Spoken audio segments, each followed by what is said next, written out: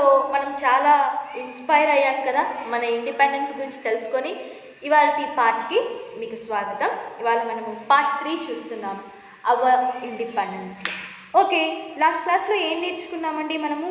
భగత్ సింగ్, సుఖదేవ్, రాజ్గురు ఎలాగా ఉరిని ముద్దు పెట్టుకొని చనిపోయారు, మన దేశం కోసం ఎలా అయితే వాళ్ళు వాళ్ళ ప్రాణాలను ఇచ్చేసారో నేర్చుకున్నాం కదా.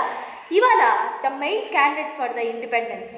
సో ఈ ఇండిపెండెన్స్ సక్సెస్ఫుల్గా ఉండడానికి, మనం ఇప్పుడు ఇండిపెండెన్స్ అనుభవిస్తున్నాము అని అంటే దానికి కారణమైన ముఖ్యమైన వ్యక్తి గురించి ఇవాళ మనము తెలుసుకోబోతున్నాం.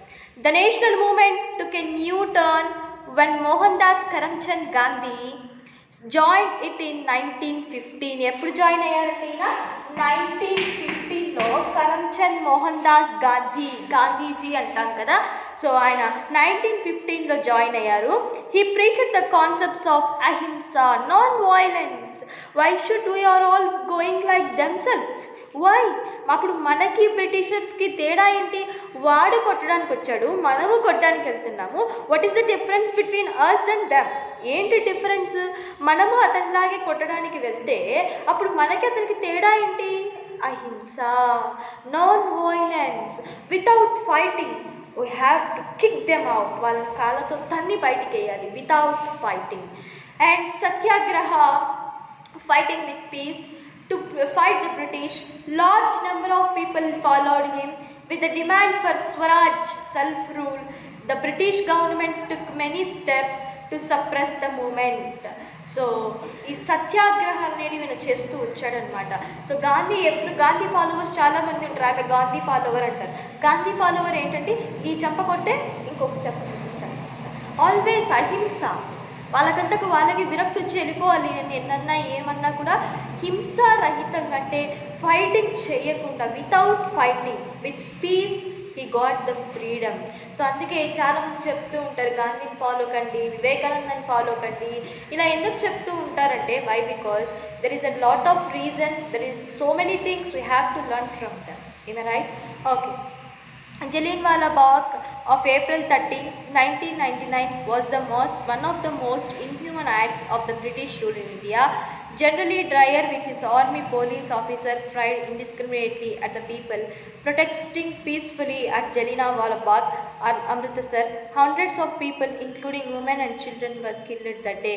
ఇక్కడ మీరు ఏదైతే పేజ్ నెంబర్ 32లో ఉందో జలియన్వాలా బాగ్లో, ఇక్కడ మీరు గమనిస్తున్నారా, ఒక సభ అనేది జరుగుతుందన్నమాట. అక్కడ కనీసం అంటే ఒక 400 మెంబర్స్ చనిపోయి ఉంటారు. ఎందుకంటే బ్రిటిష్ వారు అన్ఎక్స్పెక్టెడ్గా ఫైర్ చేయడం వల్ల. అక్కడ 1919 ఏప్రిల్ 13లో ఇది మనకు టేక్ ప్లేస్ తీసుకునింది. సో అప్పుడు ఏమైంది చూద్దాము. After the incident of Jallianwala Bagh, Gandhi gave a call to people not to cooperate with British government. Many people resigned their government job. Lawyers left their practice in the courts and the students left colleges. Thousands of people courted arrest voluntarily. This peaceful non-cooperate movement almost shook the British authorities. So ఇప్పుడైతే మన government ఏం చేస్తుంది? మనకి ఇప్పుడు BJP government ఉంది. So BJP government అనేది మన government, అంటే మన ఇండియన్స్ గవర్నమెంట్ కాబట్టి మనకు హ్యాపీగా జాబ్స్ చేసే స్వతంత్రం ఉంది. మనకు కావాల్సినంత మనీ ఇస్తున్నారు, అన్నిటినీ ఇస్తున్నారు. MI right? అప్పట్లో బ్రిటిష్ గవర్నమెంట్ ఉండేది. బ్రిటిష్ గవర్నమెంట్ కిందనే మనమంతా కూడా పనిచేయాల్సి వచ్చేది. సో ఇది ఏదైతే ఇన్సిడెంట్ టేక్ ప్లేస్ చేసిందో జలియన్వాలా బాగ్ అనేది, అక్కడ 400 మెంబర్స్కి పైగా చనిపోతారనమాట. బ్రిటిష్ వాళ్ళు అన్ఎక్స్పెక్టెడ్గా షూట్స్ అనేవి చేస్తారు. సో దానివల్ల 400 మెంబర్స్ పైగా చనిపోతారు. కాబట్టి గాంధీ ఏం చేస్తారనంటే అందరికీ కూడా ఒక స్పీచ్ అనేది, ఒక జీవో అనేది పాస్ చేస్తారనమాట. అంటే ఒక స్పీచ్ లాగా ఇస్తారు. మీరందరూ కూడా మీ గవర్నమెంట్ జాబ్స్ని వదిలేయండి, బ్రిటిష్ గవర్నమెంట్ కింద ఉన్నారు కదా, మీ జాబ్స్ మీరు వదిలేయండి, బాయ్కాట్ చేయండి, వాళ్ళ కింద మీరు పని చేయొద్దండి. అప్పుడు చాలామంది లాయర్స్ ఎవరైతే ఉన్నారో వాళ్ళ ప్రాక్టీస్ అంటే లాయర్స్ అంటే తెలుసు కదా మీకు, జస్టిస్ మీద వాదిస్తూ ఉంటారు కదా, జస్టిస్ కోసము, న్యాయం కోసం వాదిస్తూ ఉంటారు కదా. అలాంటి వాళ్ళు ఏం చేస్తారనంటే ఈ ప్రాక్టీస్ని వదిలేస్తారనమాట. వాళ్ళ కింద మేము పని చేయము అని చెప్పేసి వదిలేస్తారు. చాలామంది స్టూడెంట్స్ కూడా వాళ్ళ స్కూల్లో, బ్రిటిష్ వాళ్ళు నియమించిన స్కూళ్ళల్లో చదవడము, నెక్స్ట్ కాలేజెస్కి వెళ్ళడం, ఇవన్నీ కూడా ఆపేస్తారనమాట. నాన్ కోఆపరేటివ్ మూమెంట్ అంటే ఫస్ట్ అంతా కోఆపరేటివ్ చేస్తున్నారు. బ్రిటిష్ వాళ్ళు ఏం చెప్తే అది వింటూ ఉన్నారు మన ఇండియన్స్. బ్రిటిష్ వాళ్ళు ఏం చెప్పినా కూడా చేస్తున్నారు. వాళ్ళు ఏమన్నా, వాళ్ళు టీ తెమ్మంటే టీ తెచ్చేవాళ్ళు, వాళ్ళు నా కాళ్ళ కింద ఉంటారు అంటే కాళ్ళ కింద ఉండేవాళ్ళు, వాళ్ళు వాళ్ళు ఆ పని చేయరా అంటే ఏ పనైనా చేసేవాళ్ళు. కానీ ఇప్పుడు తిరగబడుతున్నారు. ఎందుకంటే అంతమంది ఒకేసారి చనిపోయే లోపల బ్రిటిష్ వాళ్ళు చేసిన పనికి. కాబట్టి ఇండియన్స్ అంతా కూడా ఒక్కటై నాన్ కోఆపరేటివ్ మూమెంట్, వాళ్ళకు కోఆపరేట్ చేయడం అనేది మానేశారనమాట. సో అదొక పెద్ద షాక్గా నిలిచింది బ్రిటిష్ గవర్నమెంట్కి. Next in the year 1930 Gandhi marched on the foot with his supporters to place called Dandi and made Salt to disobey the British Salt Act. With his he started the civil disobedience movement, and against British Gandhi was arrested and many more followed. So British వాళ్ళు ఏం చేశారు, వాళ్ళు చెప్పిన రేటుకే వాళ్ళు కొనాలి. ఏదైనా సరే వాళ్ళు ఏదైతే అమ్మకం పెడతారో ఆ రేటుకే మనం. ఇప్పుడు చూడండి, మీకు నీట్గా అర్థమయ్యేటట్టు చెప్పాలి, ఎక్స్ప్లెయిన్ చేయాలని అంటే, ఇప్పుడు ఇక్కడ 1 కిలో టమాటోలు ఎంత, ఇప్పుడు రేట్లు పెరిగాయి. ముందు లాక్డౌన్ పీరియడ్లో అయితే 3 kgs కలిపి 40 రూపీస్కి, 4 kgs కలిపి 50 రూపీస్కి ఇలా అమ్మేవాళ్ళు అనమాట. కానీ అప్పట్లో ఏంటి, బ్రిటిష్ వాళ్ళు కిలో టమాటో 100 రూపీస్ అయితే మనం 100 రూపీస్కే కొనాలి. వాళ్ళు ఎంత రేటుకు చెప్తే మనం అంత రేటుతోనే కొనాలన్నమాట.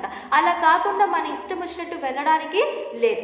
దానికి గాంధీ ఏం చేశారు, ఉప్పు మన దేశంలోనే కదా తయారయ్యేది, మనం ఎందుకు సాల్ట్ సత్యాగ్రహ చేయకూడదు, ఉప్పు మనది, అన్నీ మనవే, కానీ వీళ్ళు వచ్చి పెత్తనం చేస్తున్నారు, ఎందుకు అలా ఉండాలి అనేది. నాన్ కోఆపరేటివ్ మూమెంట్ అంటే సివిల్ డిసొబీడియన్స్ మూమెంట్. బాగా గుర్తుపెట్టుకోండి, సివిల్ డిసొబీడియన్స్ మూమెంట్ ఎప్పుడు వచ్చింది అని అంటే 1930. టేక్ డౌన్ సివిల్ డిసొబీడియన్స్ అంటే వాళ్ళకి ఎప్పుడు కూడా విధేయత చూపించలేదన్నమాట బ్రిటిష్ వాళ్ళకి. ఎందుకు, వాళ్ళకి ఎప్పుడు మనం ఇంతవరకు విన్నాము, కానీ విన్నందుకు వీళ్ళు ఏం చేశారు, మనల్ని డెవలప్ చేయలేదు, అది కాక మనల్ని స్లేవ్స్గా మార్చేశారు.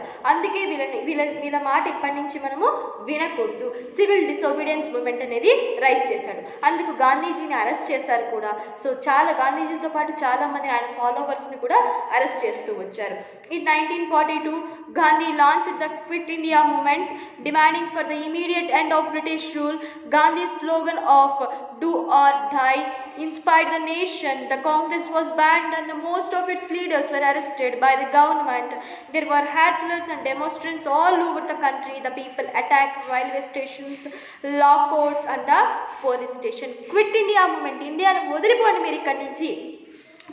ప్రజలకు ఏమని పిలుపునిస్తూ వచ్చాడంటే గాంధీ, మీరు చేయండి లేదా చావండి, దేశం కోసం చావనైనా చావండి, లేదంటే వీళ్ళను వెళ్ళగొట్టడానికి మాతో వెనుకైనా ఉండండి. So do or die.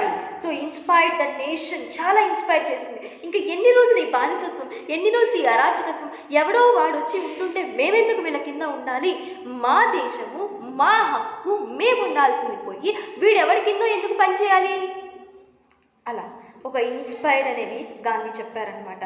So అప్పుడు బ్రిటిష్ రూల్ని వెంటనే ఏం చేయాలి, ఇంకా ఉండకూడదు, ఇది చాలు, బ్రిటిష్ రూల్ మనతో ఆడుకునింది చాలు అని చెప్పేసి ఆయన ఏం చేశాడంటే చాలామందిని అరెస్ట్ చేశారనమాట. అప్పుడు బ్రిటిష్ గవర్నమెంట్ ఆ క్విట్ ఇండియా మూమెంట్లో.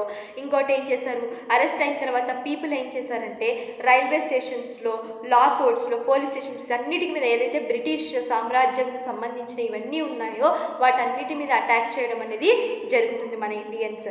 Next famous leaders like Jawaharlal Nehru, Vallabhbhai Patel, Maulana Abdul Kalam Azad, Rajendra Prasad and Sarojini Naidu followed the footprints of Gandhi to free India from the British. So Gandhi tarvata evaru vacharu, Jawaharlal Nehru, take down children, Jawaharlal Nehru, Vallabhbhai Patel, Maulana Abdul Kalam Azad, Rajendra Prasad, Sarojini Naidu నుంచి మీకు తెలుసు కదా, nightingale of India. మన first prime minister ఎవరు అనంటే మనకు India constitution తర్వాత first prime minister Rajendra Prasad. Next వీళ్ళందరూ కూడా ఏం చేశారు, ఇండియాని బ్రిటిష్ వాళ్ళ దగ్గర నుంచి విడిపించడానికి చాలా సహాయం చేశారనమాట. వీళ్ళంతకు వీళ్ళు ఓత్ తీసుకున్నారు. Okay, Subhash Chandrabose, page number 34 children.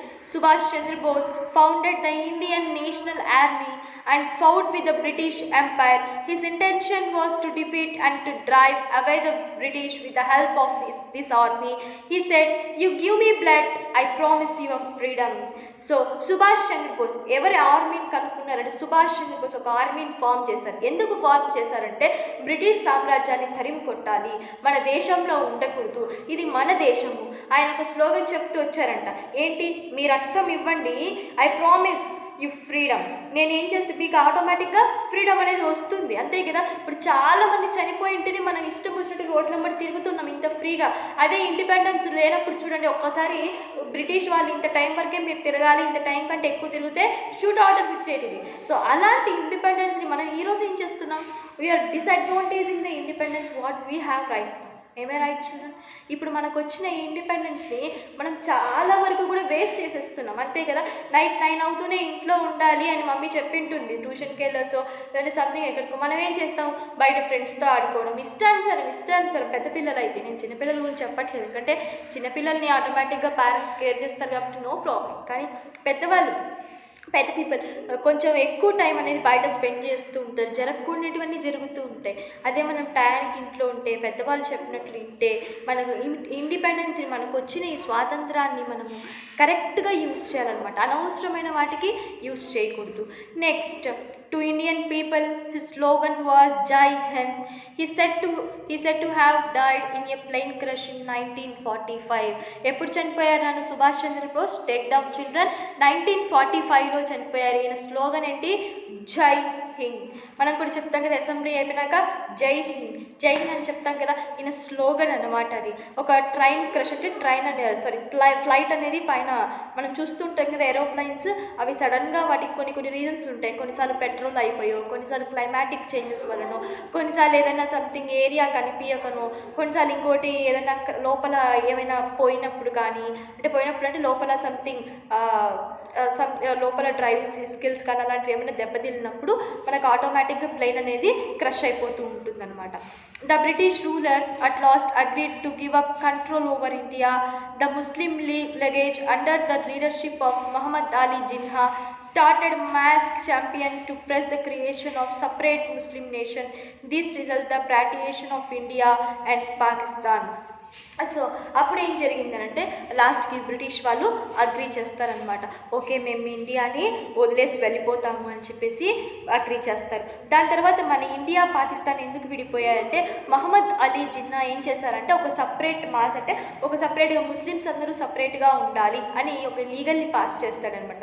దానివల్లే మన ఇండియా పాకిస్తాన్ కూడా ముందు కలిసి ఉండేటివి. బట్ కొన్ని ఇష్యూస్ వల్ల ఏమయ్యాయి అంటే, ఇప్పుడు రెండు కూడా శత్రుత్వ దేశాలుగా ఎనిమి కంట్రీస్గా అయ్యాయి అనమాట. Next, India own freedom at mid knight of August 15, 1947. Since then, every Indian celebrates its Independence Day on 5th August. Jawaharlal Nehru became the first Prime Minister of independent India and hosted the Indian national flag on Red Fort in Delhi. So మీ అందరికీ తెలుసు కదా, India own independence in 1947. ఎప్పుడు వచ్చిందన్నా మనకి independence?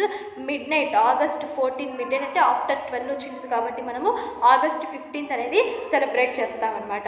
1947లో మనకి independence అనేది వచ్చింది. ఆ రోజే మనం ఇండిపెండెన్స్ అనేది జరుపుకుంటాం.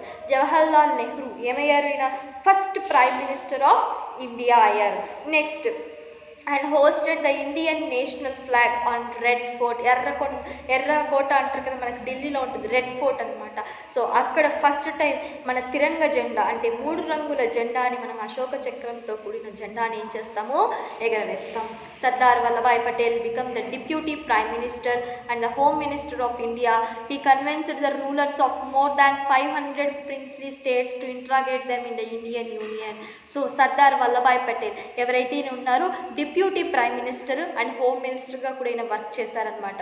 సో ఇప్పుడు మనకు హోమ్ మినిస్టర్ ఎవరు? నాకు వాట్సాప్లో మెసేజ్ చేయండి. Next, India, Bharat, once again a great country ruled by foreigners for centuries, become the largest democratic country and one of the most powerful countries in the world now.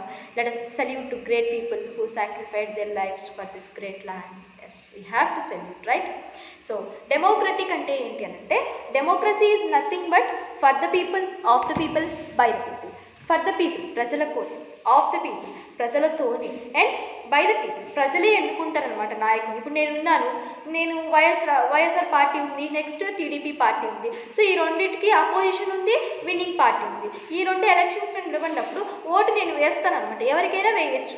ఎవరికి వేయాలి, ఎలాంటి వాళ్ళకి వేయాలి, ఎవరైతే మంచి చేస్తారో, ఎవరైతే నీతి నిజాయితీగా ఉంటారో, ఎవరైతే పీపుల్కి మంచి లాస్ అనేవి ఇస్తారో, మంచి ప్రయోజనాలు అనేవి ఇస్తారో, ఇలాంటి వాళ్ళకి మాత్రమే నేను ఓటేస్తాను. అందుకే డెమోక్రటిక్ అంటే ఏంటి అంటే ప్రజలే నాయకుడిని ఎన్నుకుంటారనమాట. మన లీడర్ ఎవరు అని చెప్పేసి ప్రజలే నాయకుడిని ఎన్నుకుంటారనమాట. So that's what India is a democratic country. ఇక్కడ పీపుల్స్ రూల్ అనేది ఉంటుంది. 5 yearsకి ఒకసారి మనకి ఎలక్షన్స్ అనేవి వస్తూ ఉంటాయి కదా. ఈ 5 yearsకి ఒకసారి మనకి ఇప్పుడుండే ఈ ఎలక్షన్స్లో మనం ఎవరినైతే ఎన్నుకున్నామో ఎవరైతే లీడర్ ఉన్నారో వాళ్ళ యొక్క పరిపాలన మనకు నచ్చకపోతే, వాళ్ళ యొక్క రూలింగ్ మనకు నచ్చకపోతే నెక్స్ట్ ఇంకొక పార్టీ వస్తుంది కదా, వాళ్ళు మంచి చేస్తారేమో అనే ఉద్దేశంతో ఏం చేస్తాం, వాళ్ళకి ఖచ్చితంగా మనము ఓటు వేయడం జరుగుతుంది. కాబట్టి డెమోక్రటిక్ ఏంటి అని అంటే ఇప్పుడు నా wish, I'm the people, I am the democratic, I am living in democratic India, so that's why I am going to elect the leader what I wish. Okay, నాకు ఎవరైతే ఇష్టం ఉంటుందో, నేను ఎవరైతే నాకు బాగా చేయగలరు, ప్రజలకు న్యాయం చేయగలడు, ప్రజలకు బాగా అన్ని సహకారాలు అందించగలడు అని నేను అనుకుంటానో అతనికి నేను ఏం చేయగలను, ఆ పార్టీకి నేను ఓటు వేయగలను అనమాట. సో ఇండియా అనేది డెమోక్రటిక్ కంట్రీ. ఇప్పుడు ఉన్న అన్ని దేశాలలో పోలిస్తే ఇండియా కూడా one of the leading country అనమాట. చాలా గొప్ప కంట్రీ. ఇలాంటి గొప్ప కంట్రీ మనకు వచ్చింది అని అంటే దాని వెనకాల ఎంతోమంది కృషి ఉంది, దాని వెనకాల ఎంతోమంది ప్రయత్నం ఉందన్నమాట. సో కాబట్టి let's salute all for the great leaders and you have to show some faith towards your mother land. You have to show some gratitude towards our the great leaders like Sardar Vallabhbhai Patel, Nehru, Gandhi and Subhash Chandra Bose and everything, Jhansi Lakshmi Bai, Sarojini Naidu, every member you have to show some gratitude and should show some mercy to them. Why? Because they give us a great independence, right? మనం independence ఒక్కసారి రాత్రి మిమ్మల్ని ఇంట్లో బంధిస్తే ఎలా ఉంటుంది, night అంతా బంధించి morning అంతా బంధిస్తే ఒక రూమ్లో లాక్ వేసి మీకు ఎలా ఉంటుంది చెప్పండి. అలాంటిది మనం 200 years బ్రిటిష్ వాళ్ళ కింద ఉన్నాం కదా. సో కానీ మనకి ఇంత ఫ్రీడమ్ వచ్చిందంటే ఎంతోమంది బ్లడ్ని ఇచ్చేసి ఉంటారు, ఎంతోమంది ప్రాణాలు కోల్పోయి ఉంటారు కదా. సో అలాంటి వాళ్ళందరినీ గుర్తు చేసుకుంటూ మన దేశం కోసం అందరూ ఏదో అనుకుంటారు, దేశం కోసం నేను అది చేయాలి ఇది చేయాలి అని. అందరూ చేయలేకపోవచ్చు, కానీ మనకు తెలిసిన మంచి పక్కన వాళ్ళకి ఇస్తూ మనం ఇచ్చిన ఈ లైఫ్ని హ్యాపీగా స్పెండ్ చేసి మన మదర్ ల్యాండ్కి మనం మంచి చేయాలని నేను అనుకుంటున్నాను. సో ఈ లెసన్ మిమ్మల్ని చాలా ఇన్స్పైర్ చేస్తుంది అనుకుంటున్నాను. చాలా విషయాలు మీకు తెలిసేలా చేసి ఉంటుంది, చాలా విషయాలు పిల్లల్లో నేర్చుకుంటారు. ఈ వీడియోని చూస్తున్న పెద్దలకు కూడా తెలియని విషయాలు ఏమైనా ఉంటే తెలుసుకునేలాగా చేశానని నేను భావిస్తున్నాను. And I should thank everyone.